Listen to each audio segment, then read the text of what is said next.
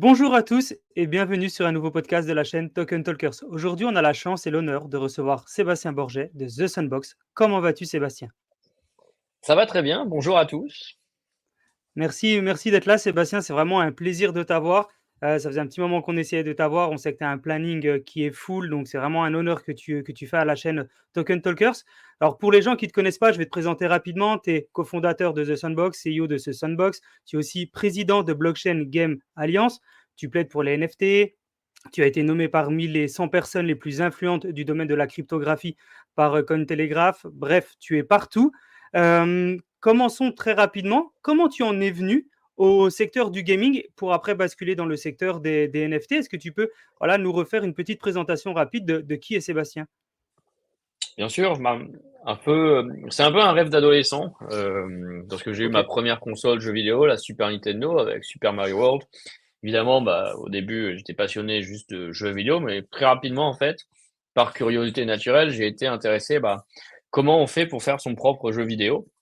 Et à l'époque, j'étais ado, je devais avoir 13-14 ans, donc je savais pas trop, mais je me suis renseigné et j'ai vu qu'en fait, le parcours le plus courant, c'était de faire une école d'ingénieur ou d'une école spécialisée dans le domaine du jeu vidéo et qu'il y avait différents métiers pour produire des jeux vidéo, les métiers artistiques, de développement, de production, etc.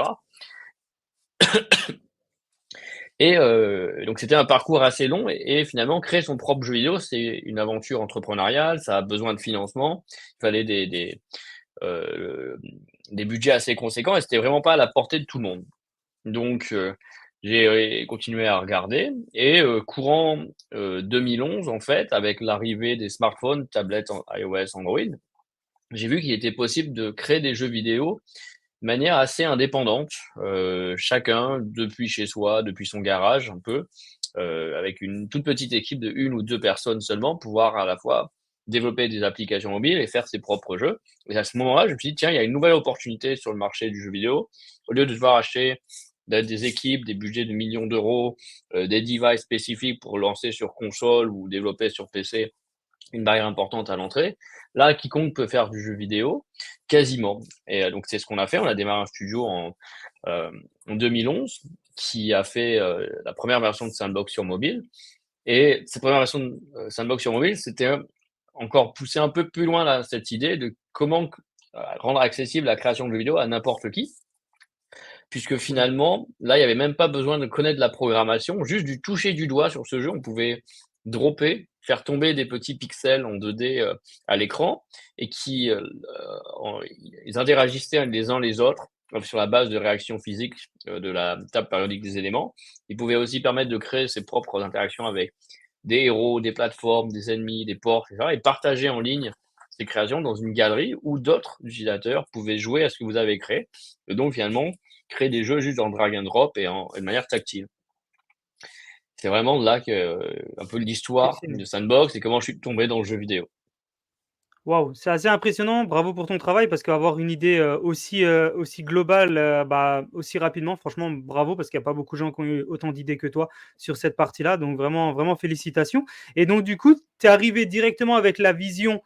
Tu as commencé par un MVP et puis au fur et à mesure, The Sandbox a grandi ou tu es arrivé directement plus ou moins par la version actuelle?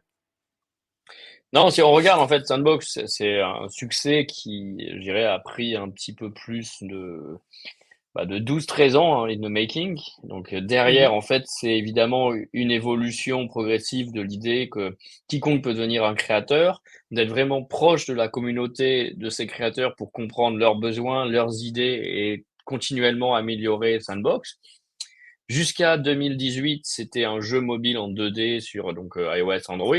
Et à partir de 2019, c'est devenu une plateforme à part entière avec des outils de création sur PC et sur Mac, un éditeur 3D, une marketplace, une map, un outil qui s'appelle le Game Maker qui est créé en drag and drop sans aucune notion de code, et un client qui permet d'accéder et de jouer avec son avatar.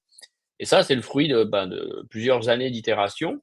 En 2019 est arrivée en fait, l'application de la technologie blockchain et des NFT qui vient répondre ensuite à une problématique à laquelle on était confronté, qui est la suivante, c'est qu'en fait, on avait des créateurs très enthousiastes qui utilisaient quasi quotidiennement le jeu. Et puis, au bout de quelques mois, quelques années, ils disparaissaient, ils passaient à autre chose ou pour moult raisons de la vie. Ils n'étaient plus impliqués sur le jeu. Et la raison principale, c'est on avait, certes, ils gagnaient une sorte de reconnaissance parce qu'on mettait en Mmh. avant leur profil dans une galerie en ligne, ils avaient des followers, des fans, etc. Mais en fait, on ne pouvait pas leur partager une partie du revenu qu'ils amenaient avec leur contenu. Et en fait, quand même, ils passaient un temps important, sous forme de passion, de hobby, à créer ces contenus. Et on ne pouvait pas partager avec eux cette forme, quoi que ce soit d'autre qu'une reconnaissance sociale. À l'arrivée de la blockchain et des NFT, on a expérimenté en 2007, on a découvert le premier jeu qui utilisait cette technologie, CryptoKitties, nous a permis en fait d'apporter cette dimension monétisation, puisque toutes les créations faites par du coup les utilisateurs dans Sandbox, désormais sont des NFT qui peuvent être échangés entre utilisateurs, vendus sur des marketplaces et donc monétisés beaucoup plus librement, sans être contraints par les plateformes, comme on a pu l'être auparavant sur mobile. Ça a été une vraie révolution, donc ça a été un pas en avant. Et après, la vision de Sandbox a continué à évoluer pour devenir un métaverse avec une carte. La carte des terrains de Sandbox, 166 464 terrains, c'est aussi quelque chose d'assez unique en soi, qui est la manière dont on développe, dont on amène des marques, dont on permet à chacun de devenir le voisin virtuel d'une autre personne, et ça permet de découvrir des contenus et de participer ensemble à la création du métaverse, suivant différentes thématiques, ou auprès de célébrités comme Snoop Dogg, ou de thématiques comme le sport, la musique, la mode, etc. On a aussi amené petit à petit 400 marques dans Sandbox avec autour du divertissement, de la musique, du luxe, du jeu vidéo. On va retrouver Atari, Ubisoft, Warner Music, The Walking Dead, Snoop Dogg, Steve Aoki, Paris Hilton, parmi plusieurs autres grandes marques. Ça aussi, c'est venu progressivement et c'est un peu finalement ce qu'on a fait au début sur mobile. On avait des partenariats avec Pac-Man, avec Shrek, avec Ghostbusters, et on a appliqué ce savoir-faire à l'époque dans cette nouvelle version. Et en fait, vu le succès, vu l'intérêt, vu à la fois de la part des marques et des utilisateurs dans le métaverse pour co-créer ensemble, pour pouvoir utiliser les contenus officiels et jouer avec en tant qu'avatar ou à créer des expériences, on s'est rendu compte que c'était aussi une des forces de Sandbox et un élément assez important de différenciation. Donc, on a beaucoup évolué dans cette direction. Le troisième pilier de Sandbox sur lequel on a aussi beaucoup évolué, c'est la dimension avatar, ces personnages uniques qui nous servent d'identité virtuelle. Au début, on pensait juste à chacun peut customiser son apparence comme il le souhaite, mais avoir introduit des collections officielles d'avatars en partenariat avec différentes marques, les Lapins Crétins, Gordon Ramsay, Care Bears, Snoop Dogg, Paris Hilton, Steve Aoki, Agoria en DJ, etc. Ça a été aussi un franc succès puisque chacun a pu choisir sa propre identité digitale et l'utiliser pour jouer non pas seulement l'expérience de la marque, mais dans toutes les expériences, y compris celles par les créateurs. Et finalement, le cinquième point qui est aussi très différenciant et qui a évolué, c'est le SAND, le Utility Token de la plateforme, Mmh. qui désormais non seulement supporte toute la créateur économie, donc les échanges entre créateurs, les achats sur la marketplace, mais aussi de l'achat de terrain, l'achat d'avatars, etc., mais commence à prendre une ampleur telle que le Sand, c'est désormais une des top 100, voire top 50 crypto-monnaies dans le monde, et il est utilisé au-delà de Sandbox, la plateforme Metaverse, mais aussi par d'autres jeux, pour d'autres activations, par d'autres marques, etc. aussi, puisqu'on a plusieurs centaines de milliers de personnes dans le monde qui en possèdent, qui le conservent ou qui peuvent l'utiliser. C'est très complet. C'est très complet. Merci pour ta réponse et on voit vraiment la vision globale que tu as eue en développant, Sandbox. Je me pose une question, vous êtes combien actuellement dans la team Sandbox à développer encore le jeu en permanence? Est-ce que maintenant il est développé, il n'y a plus besoin de team? Est-ce que vous êtes encore une grosse team à développer encore en permanence? Parce que c'est intéressant de savoir quel est l'envers un petit peu du décor. Alors, Sandbox, on est vraiment très actif sur le développement de la plateforme et en fait, on compte trois aspects principaux. Un, c'est le produit et la technologie. Donc, le moteur qu'on utilise, c'est Unity pour le moment. On construit The Sandbox, les outils de création sur la base Unity et on met à jour tous les 3 mois à peu près notre game maker pour permettre à des créateurs de voir encore plus de possibilités créatives, faire des jeux avec différentes règles de gameplay, que ce soit des tower defense, des platforming, des runners, du parcours, du shooting ensemble, des puzzles, etc. Tout ça en multijoueur ou en single player. La possibilité d'avoir des mécaniques plus avancées pour aussi monétiser grâce aux NFT, leur expérience et leur communauté. Mmh. On a aussi tout l'aspect contenu. Donc, non seulement nous, on produit en direct une centaine d'expériences par an avec ces grandes marques, on va en lancer encore davantage cette année. Donc, quand on collabore avec une célébrité comme Snoop Dogg, on produit toute une saison avec des expériences exclusives pour les fans, euh, des jeux, des expériences sociales, des hubs qui vont le permettre de compléter des quêtes, gagner des rewards et découvrir leur célébrité favorite, leur marque favorite sous un nouvel angle, développer un peu un nouveau lien dans ces expériences immersives. On a aussi toute la partie écosystème qui permet à Sandbox d'être présent un peu partout dans le monde. Hein.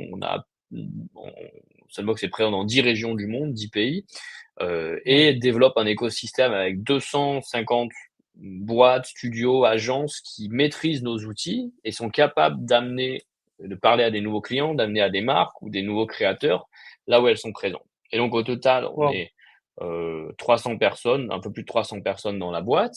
On a, euh, on a quasiment la moitié des ressources allouées au développement technique et des produits qui sous-tendent cette plateforme pour permettre des possibilités plus créatives. Et Sandbox est toujours en alpha, donc oui, on a un développement assez actif. Notre but, c'est de passer en bêta cette année, OK. ce qui voudra dire des mises à jour encore plus importantes sur les différents outils, une maturité, une stabilité, une vitesse de chargement et des fonctionnalités très intéressantes. Et probablement un lancement public 1.0 l'an prochain avec l'arrivée sur mobile en plus de encore plus de fonctionnalités. Waouh! Mais quand tu en parles, on dirait pas que c'est la version alpha, on dirait c'est déjà une machine de guerre, c'est un truc immense. Enfin, vraiment bravo pour ça et tu nous dis: «Bah, non, non, mais il y a encore une autre version, une 3e version et tout». C'est assez impressionnant ce que tu as déjà réussi à faire, en disant que c'est encore une petite version.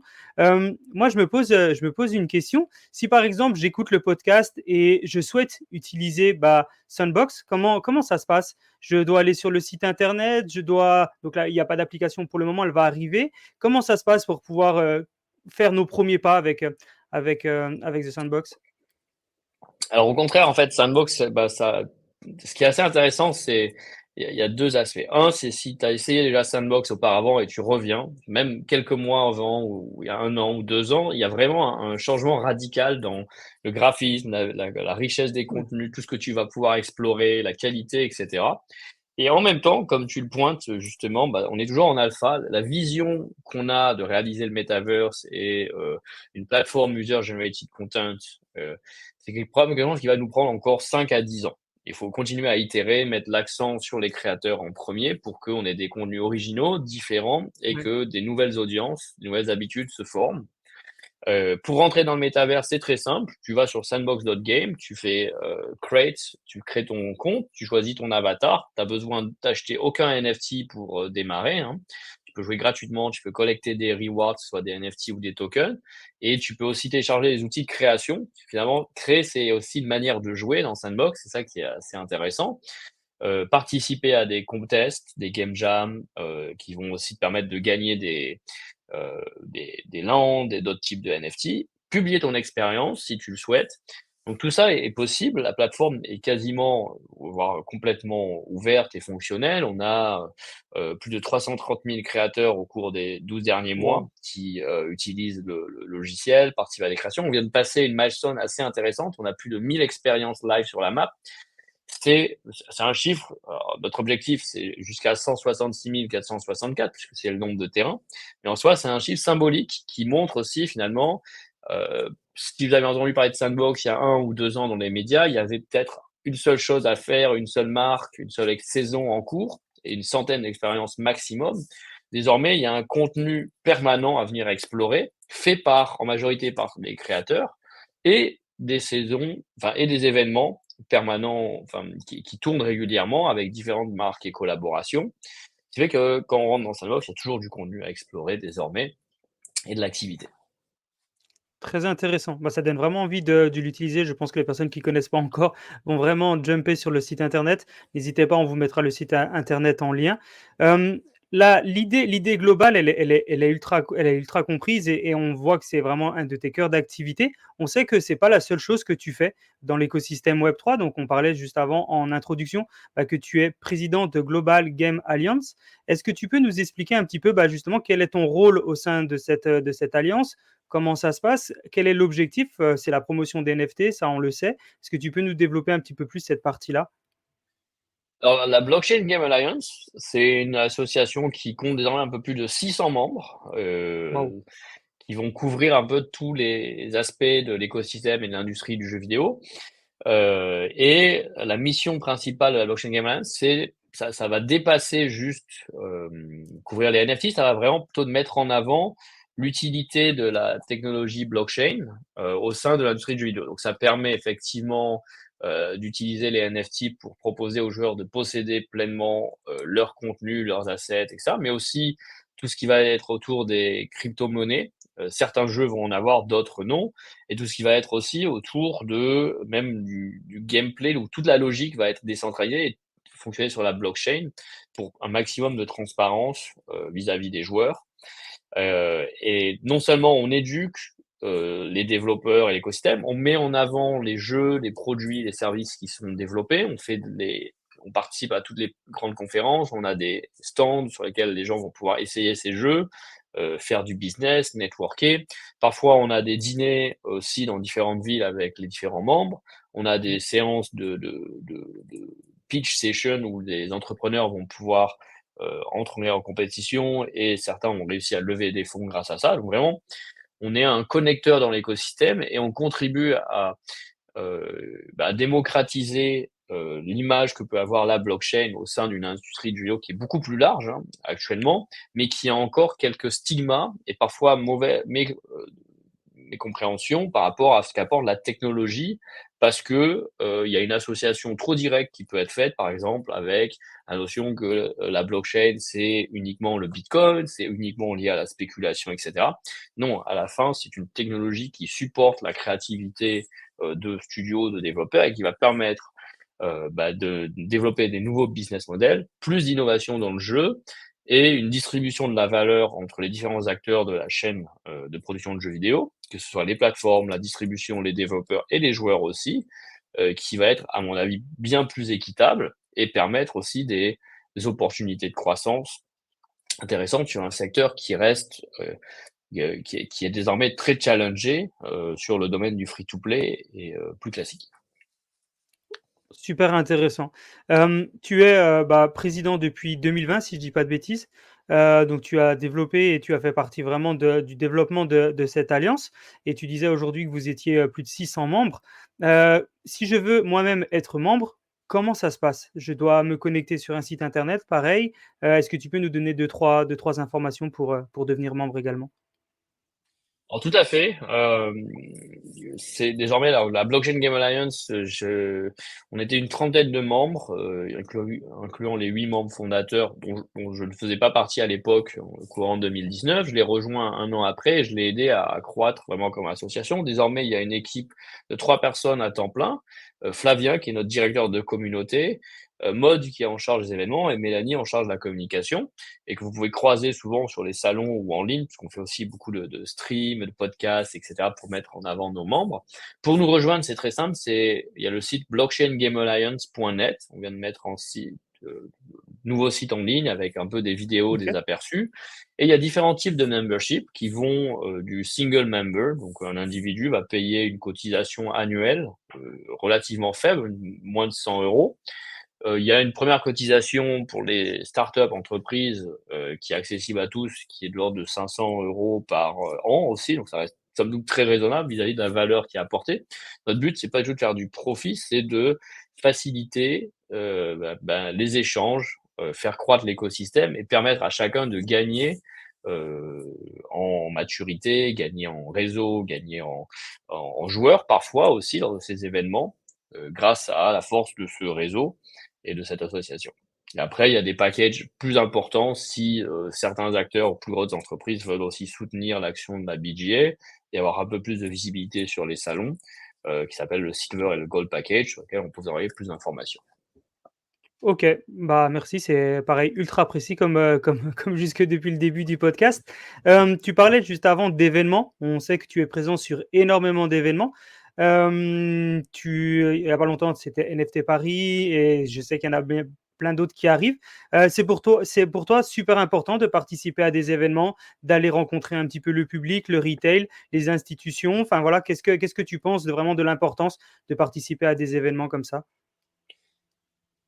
Alors, bah, pour moi, c'est essentiel en fait, participer à des événements, même si D'accord. parfois on ne sait pas encore dans l'immédiat qu'est-ce qu'on va pouvoir y gagner en termes d'objectifs. Est-ce que c'est pour signer des contrats? Est-ce que c'est pour rencontrer des partenaires?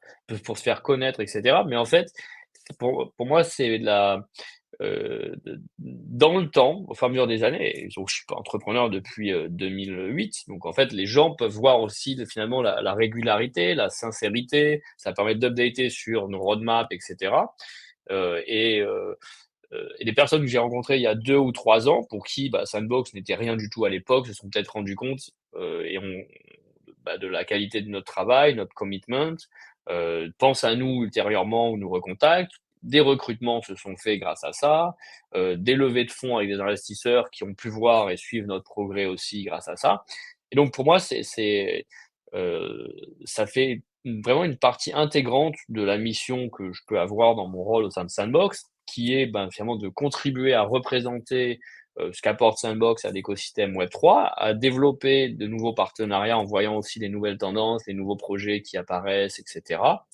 En contribuant aussi à éduquer autant que possible des nouvelles audiences sur ce qu'est le Web3, ce qu'est le métaverse, ce qu'apportent les NFT, partager nos expériences, les challenges, essayer d'amener les acteurs et les curieux à se positionner avec une approche aussi positive et qui apporte de la valeur à tout l'écosystème, qui sont pas juste là pour le faire par pur intérêt financier et repartir d'ici un an après en ayant malheureusement créé euh, des choses qui vont être néfastes et qui vont nuer à l'intégralité de cet écosystème. Et, euh, et donc, c'est vraiment le fait que je sois là régulièrement qui aide aussi. Euh, je pense que si Sandbox n'avait pas, depuis 2017, été présent à différents events, et surtout des events assez internationaux hein, aussi. Là, je reviens d'Arabie Saoudite, on était à Dubaï pour Ouais. Token 2049, Sandbox a aussi une forte présence en Asie. On n'aurait pas cette reconnaissance et cette capacité à activer des partenariats un peu partout dans le monde, rencontrer des nouvelles personnes qui vont pouvoir être intéressées et finalement peut-être aussi mieux se rendre compte grâce à des podcasts comme aujourd'hui, des interviews, etc., de ce qui est vraiment Sandbox. Parce qu'il y a aussi parfois, il y a un écart assez important entre l'imaginaire qu'on peut avoir d'une boîte, d'une entreprise ou d'un service et finalement qui on est, ce qu'on fait, comment on fonctionne, nos valeurs, notre idée de vraiment être là comme un ciment de l'écosystème et supporter plein de projets de communauté grâce à nos outils, grâce à l'accessibilité de notre outil du game maker qui est no code, grâce aux différentes activations et partenariats qu'on a pu faire. Et, euh, et finalement, dans une approche très Web3, où pour nous, finalement, moi j'essaie de promouvoir le succès d'un écosystème et la collaboration entre tous, que les gens partagent, si possible, cet ethos, qui n'est pas Ouais. forcément le cas de toutes les industries. Je viens du Web 2, je viens du jeu vidéo, ou au contraire, je partage très peu d'informations. Quand on a trouvé quelque chose qui fonctionne, il faut surtout pas que les concurrents le sachent, sinon ils vont nous copier. Pas forcément des relations très Chaude. amicales et Ouais. supportives, parce que pour croître, il faut que je prenne les utilisateurs de mon compétiteur. Donc en fait, ça crée des tensions qui, je trouve, finalement, ne contribuent pas à croître un écosystème, ou en tout cas à développer au maximum de son potentiel. Ouais, c'est clair et on te voit, mais on te voit toi, tu es vraiment l'opposé parce qu'on te voit partout. Tu es là à accompagner, on te voit enfin voilà, dès qu'il y a des fondations qui se lancent, qui sont dans l'écosystème, tu es un des premiers à suivre, à donner de la force. tu es là pour apporter de la valeur, de l'éducation, tu participes justement à des événements pour ça. Vraiment bravo parce qu'effectivement, tu es l'opposé de ce qui se fait dans le Web 2 et tu es là vraiment pour apporter de la force. Et encore bravo à toi parce que je pense qu'on ne te le dit pas assez, mais vraiment bravo pour ce que tu fais parce on te voit partout et que en positif, donc c'est incroyable. Moi, je voudrais te poser une petite question. Est-ce que tu peux nous expliquer avec tes mots, c'est quoi un métaverse? Parce que pour beaucoup de gens, métaverse, bah, c'est encore quelque chose de virtuel. Il y en a qui pensent que c'est un peu comme Matrix. Il y en a qui voient ça comme un jeu vidéo, un peu comme Avatar. Enfin voilà, il y a différentes visions. Est-ce que toi, avec tes mots, parce qu'on voit que tu as une façon de parler qui est super facile à comprendre, est-ce qu'avec tes mots, tu peux nous expliquer, bah, c'est quoi tout simplement un métaverse?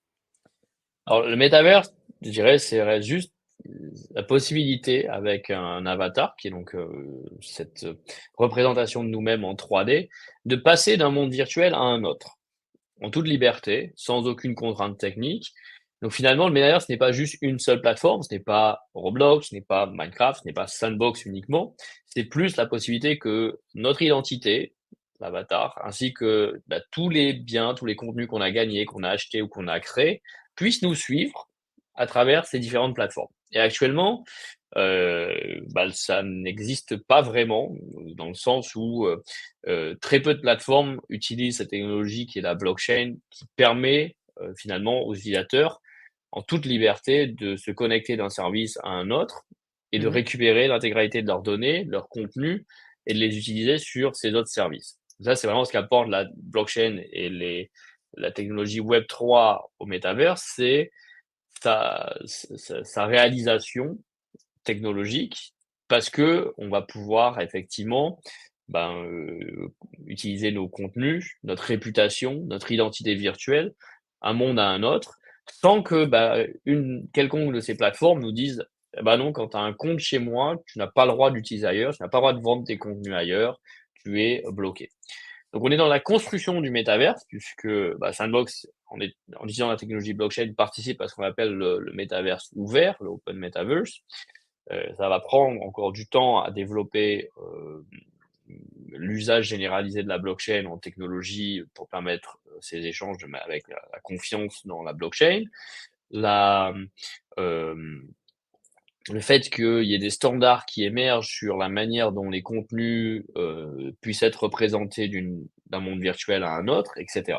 Il y a des groupes de travail qui existent, des associations as well, aussi, pardon, et notamment la Open Metaverse Alliance, l'OMA 3, qui existe, qui regroupe plusieurs centaines d'acteurs de cette industrie pour faciliter justement l'émergence d'un standard et cette communication. Ok, bah, merci pour cette explication claire. Je pense que ça va aider beaucoup de gens. Et quand on t'entend parler, qu'on entend parler de métaverse, pour certaines personnes, ils peuvent se dire, waouh, mais comment c'est réglementé, comment ça se passe sur cette partie-là? Est-ce que c'est légal, pas légal? Est-ce qu'il y a des risques? Bah, est-ce que tu peux nous expliquer, toi, comment justement Sandbox navigue sur le paysage réglementaire et comment bah, ça encourage justement l'adoption de masse par rapport à ça? Alors, nous, notre volonté, c'est d'être à la fois une plateforme grand public, accessible. On a des audiences principalement adultes, hein, d'ailleurs, de 18 à 45 ans en majorité. Très international d'ailleurs, 35% Trop bien. Asie, 30% Europe, 20% Amérique et 20% reste du monde. Et c'est une plateforme qui, bah, si on veut s'inscrire dans la durée, on projette Sandbox sur les 5-10 prochaines années, effectivement, on fait en sorte que Sandbox soit toujours en amont des régulations à venir. Donc, on met en place les vérifications nécessaires pour s'assurer que les joueurs soient humains, que lorsqu'ils vont recevoir des récompenses, ils aient effectivement validé leur identité. La blockchain n'est pas un outil pour masquer son identité. L'anonymat dans le métaverse n'est pas quelque chose que l'on prône, hein. Au contraire, nous, on prône sur l'identité numérique qui puisse être reconnue à travers ces différents espaces et la création de notre réputation en ligne, qui contribue à notre réputation dans le monde physique. On a aussi en place évidemment des terms of service, des terms of use, Mhm. qui vont indiquer les comportements appropriés et les comportements inappropriés, les contenus qui ne sont pas acceptés sur notre plateforme, des types de jeux, etc. On travaille on est parfois sollicité par différents gouvernements pour exprimer finalement nos points de vue par rapport à certaines régulations qui vont être mises en place sur l'usage des NFT, notamment lorsqu'il y a eu Mika V2, Jonum en France, mais aussi enfin, le VARA, le Virtual Asset Regulatory Authority à Dubaï, en Corée, au Japon, etc. Donc c'est bien de voir il y a justement que les régulateurs ouvrent un dialogue, comprennent qu'il y a des applications, des entrepreneurs qui créent des nouveaux services, qui développent des nouveaux métiers, donc des jobs, du revenu, qui peuvent être impactés par des nouvelles lois qui visent à protéger les utilisateurs qui vont être mises en place. Après, la manière plus générique de voir ça, c'est finalement le monde virtuel n'est qu'une extension du monde physique réel. Donc il n'y a pas de... les lois qui s'appliquent dans le monde physique devraient, par extension, s'appliquer dans les mondes virtuels. Et il y a des groupes de travail à l'échelle française, européenne, etc., qui écrivent effectivement des lois sur finalement les codes de bonne conduite. Qu'est-ce que ça veut dire le respect de la vie privée en ligne et dans les métaverses? Qu'est-ce que ça veut dire euh, le fait qu'on parle beaucoup de harcèlement sur les réseaux sociaux, Mmh. notamment. C'est quoi le harcèlement dans un monde virtuel? Quelles sont les politiques à adopter, la modération, etc. Euh, à terme, dans un monde virtuel complètement décentralisé, je pense qu'on pourra aussi avoir, et dont chacun des avatars devient en quelque sorte un citoyen virtuel de ce monde. Ces mondes sont des sortes de nouvelles nations autonomes qui pourraient avoir aussi leur propre gouvernement élu par les citoyens, les avatars, qui pourraient aussi définir les règles de bonne conduite, ce qui est autorisé et Mmh. non autorisé. Et ça serait une évolution assez intéressante de voir. Et c'est pas par hasard dont on en parle. Si on regarde la plupart des MMO ou des jeux de monde virtuel, c'est des jeux qui désormais, je prends Second Life, je prends World of Warcraft, je peux prendre Star Citizen, etc. C'est des jeux qui vont arriver sur entre 20 et 30 ans d'existence. Quand on se connecte sur ces forums, il existe des groupes et on peut voir que ça s'est politisé. Il y a de la politique et il y a de la police à la fois. Donc finalement, les gens se sont auto-organisés Ouais. pour gérer leur communauté, définir les règles, ce qu'ils acceptent, ce qui n'est pas accepté, etc. Et donc, à terme, vu qu'on évolue, on va passer une partie croissante de notre temps sur ces plateformes de monde virtuel et dans le métaverse, ça fait assez sens, je pense, que on se retrouve face à une évolution du cadre de certaines lois et ça soit complètement applicable et géré soit par des autorités dans des pays du monde physique, soit qu'il y ait aussi des autorités virtuelles élues par les citoyens de ces mondes virtuels qui régissent les règles de bonne conduite et non. Waouh, très intéressant. On voit que c'est pareil, ça a beau être sur du virtuel, c'est de plus en plus carré. Pour toi, c'est toutes les tendances émergentes qui sont en train d'arriver dans les jeux qui sont sur la blockchain, ça en fait partie. Est-ce que tu en vois d'autres? Et comment toi, tu arrives à rester toujours au cœur de l'information, au cœur des nouvelles tendances et toujours à l'avant-garde pour être toujours en avant sur les jeunes sociétés qui sont en train de se développer? Et est-ce qu'éventuellement, tu as d'autres prédictions sur l'évolution du métaverse? Alors je dirais, parfois c'est difficile de garder, euh, de savoir toutes les tendances. Donc ça fait participer aux conférences, effectivement, aide en suivant les différents sujets, les nouveaux acteurs, etc., à voir un peu les différentes tendances qui émergent, les nouveaux sujets de l'année, etc.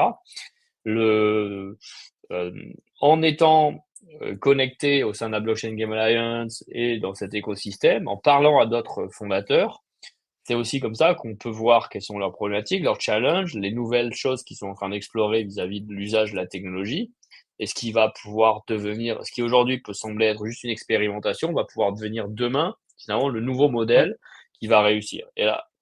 Et actuellement, je dirais, on est toujours dans une phase d'expérimentation générale par rapport à l'usage de la blockchain en tant que des NFT et du Web3 comme un modèle émergent.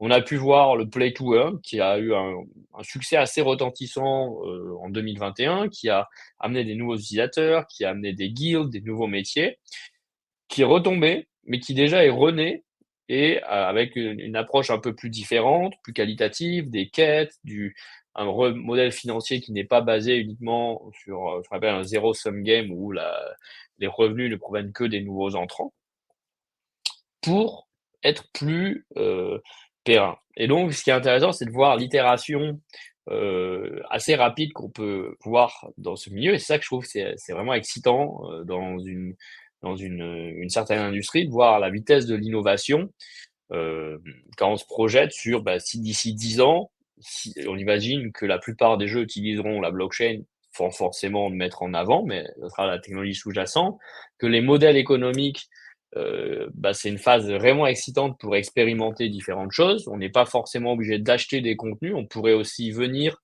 staker ces tokens pour Ouais. pouvoir accéder à des contenus.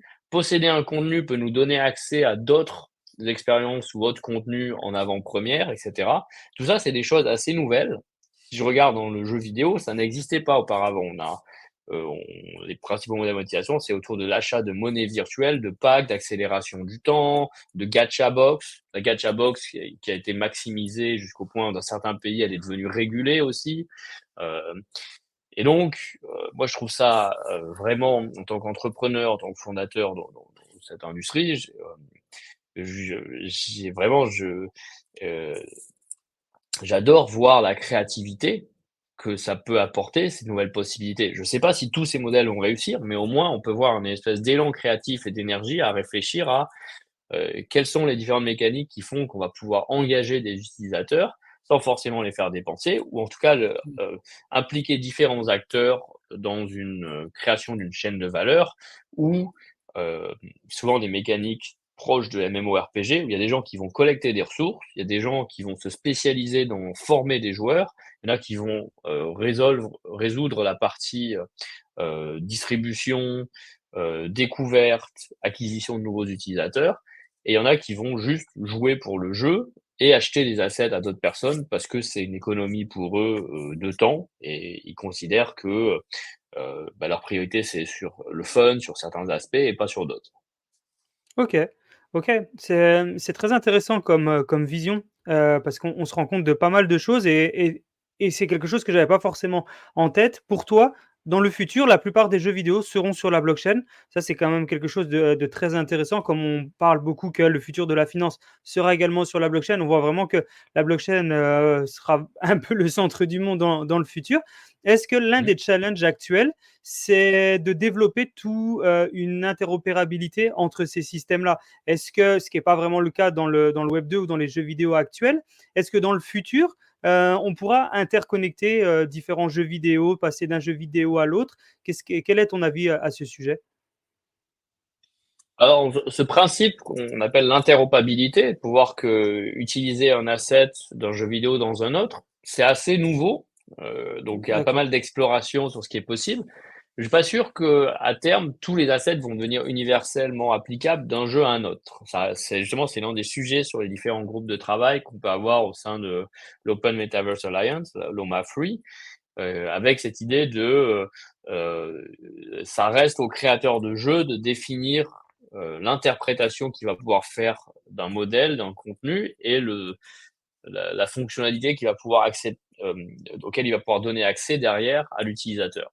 Par contre, ce qui est sûr, c'est que derrière, les joueurs, ils vont se connecter avec un compte, leur progression va contribuer à leur identité numérique et d'un jeu à un autre, quand on se connecte avec son wallet, qui nous sert d'identifiant, on pourra voir effectivement tous les contenus que vous possédez, les différentes communautés et éventuellement même votre expérience. Donc on pourra savoir, ah, si dans tel jeu, il a atteint le niveau 100, il a dépassé des centaines d'heures, il a telle ou telle arme, et le développeur sait que cette arme ou ce contenu a été débloqué qu'à partir d'un certain niveau, ça va pouvoir définir des profils d'utilisateurs qui, je pense, vont pouvoir derrière être un point de départ pour débloquer des expériences plus uniques au sein de chaque jeu vidéo. Après, on a vu des mécaniques vraiment originales, hein. À l'époque, certains jeux proposaient entre guillemets, tous les joueurs qui avaient acquis beaucoup de CryptoKitties, ces petits chats virtuels, mais qui ne les utilisaient pas, proposaient de les recycler pour transformer 10 CryptoKitties en un personnage dans l'autre jeu. Et donc, c'était une mécanique d'acquisition. On peut voir aussi des collaborations spécifiques lorsque deux jeux s'entendent. Ça, on le verra jamais dans le Web 2. On verra jamais un Ubisoft et Activision se mettre ensemble et décider que si tu achètes quelque chose dans Assassin's Creed, tu sais quoi, ça va servir dans Call of Duty. Ou alors, il va falloir des contrats, des lawyers, des choses assez lourdes. Dans l'univers blockchain, deux développeurs s'entendent, ils veulent faire une voiture aux couleurs de Sandbox dans Reconex, ils veulent faire un avatar qui est utilisable à la fois dans Sandbox et dans un autre jeu. C'est déjà possible, c'est déjà le fait d'ailleurs, et c'est intéressant. Et après, on peut aussi le faire d'ailleurs sans demander l'autorisation les uns les autres, c'est ce que fait Sandbox. On a, je parlais de 19 collaborations avec des marques sur des avatars, mais on a aussi lancé de l'interopérabilité sur des avatars qui transforment de simples tokens qui sont des images en 2D sur le wallet de l'utilisateur en un personnage en 3D et qui leur apporte une nouvelle dimension, à la fois littéralement mais aussi concrètement dans le jeu. Ça devient un personnage 3D qui peut sauter, courir, danser, s'amuser, va pouvoir Wow. parler, explorer et faire plein d'autres choses qui n'étaient pas prévues. Et ça apporte, ça permet de connecter la communauté des détenteurs de ce token, de cet asset, et faire des choses nouvelles. Donc, d'une certaine manière, c'est ça qu'on envisage Sandbox vraiment comme un outil d'engagement pour les différentes communautés qui dans le Web 3 et au lieu d'être flat comme un Telegram, un Discord ou un channel en 2D ou un Twitter X, on va avoir cette dimension 3D d'espace virtuel. Donc on va pouvoir créer ensemble en tant que fan d'une communauté, on va pouvoir se voir les uns les autres, chatter, jouer ensemble. Et donc, cette dimension immersive est beaucoup plus riche et engageante. OK. Et bah, et bah, on voit qu'il y a un bel avenir devant l'écosystème. Ça fait vraiment plaisir à entendre. Sébastien, on arrive gentiment à la fin du podcast. À la fin du podcast, on laisse toujours un mot de la fin à notre invité. Donc ça peut être, revenir sur un sujet qu'on a traité, sur lequel tu voulais rapporter quelque chose, prendre un nouveau sujet. Ça peut être, une nouveauté qui est en train de se lancer sur Sandbox et que tu veux partager avec nous. Tu as carte blanche, ça peut être un mantra aussi, vraiment ça peut prendre 1 minute comme 10 minutes, c'est toi qui décides. Qu'est-ce que tu souhaites nous partager? Alors, j'ai envie de dire un peu différentes choses. Déjà, si vous avez l'occasion d'essayer un jeu qui utilise la blockchain, ce qui est intéressant, c'est justement vous allez souvent pouvoir du coup utiliser vos contenus, pouvoir éventuellement les revendre. Et un utilisateur qui rentre dans cet univers blockchain, en général, euh, s'intéresse de plus en plus à différents jeux qui eux-mêmes utilisent les mécaniques, commence à comprendre l'intérêt de posséder ces assets, que finalement le temps qui passe ou que l'argent qu'ils vont dépenser à acquérir les contenus n'est plus perdu, n'est plus en vain. Puisque la valeur, il y aura toujours une sous-valeur latente à ces contenus, ils peuvent être utilisés ailleurs, il y a des nouvelles possibilités qui se créent. Donc ça, c'est un point sur lequel je voulais mettre en avant aussi. Je pense qu'il faut être vraiment curieux, pas venir avec des préjugés. La qualité des jeux a vraiment augmenté sur cette année, les 2 dernières années. Donc, on va avoir des jeux comme Cross the Edges, comme Dogami, comme Shrapnel ou comme Sandbox qui vont avoir une qualité quasi équivalente à ce que on peut jouer sur des plateformes qui n'utilisent pas la blockchain. Et donc, finalement, à fun équivalent, à qualité équivalente, autant faire le choix de jouer à un jeu qui valorise votre temps et vos assets. Et le troisième point que j'ai envie de mentionner, c'est soyez curieux, explorer le métaverse, des expériences, ou devenir créateur soi-même de jeux vidéo. C'est pas si difficile et ça peut ouvrir des multitudes d'opportunités, de nouvelles options, de vocations, pourquoi pas.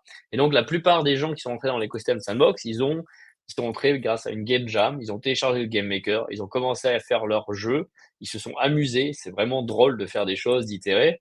Et ils ont soumis ces créations à notre équipe ou lors de ces compétitions qu'on appelle Game Jam. Et certains ont gagné des prix. Et peut-être Ouais. pas le premier prix dès la premier coup, mais ils ont fait partie du top 10, du top 25. Et au fur et à mesure, ils se sont améliorés en suivant d'autres créateurs qui streament, qui partagent leurs connaissances, etc. Il y a vraiment un bon esprit dans la communauté et ça leur a permis derrière de dire, bah voilà, maintenant aujourd'hui, je crée des expériences, je crée mes jeux, j'ai une communauté.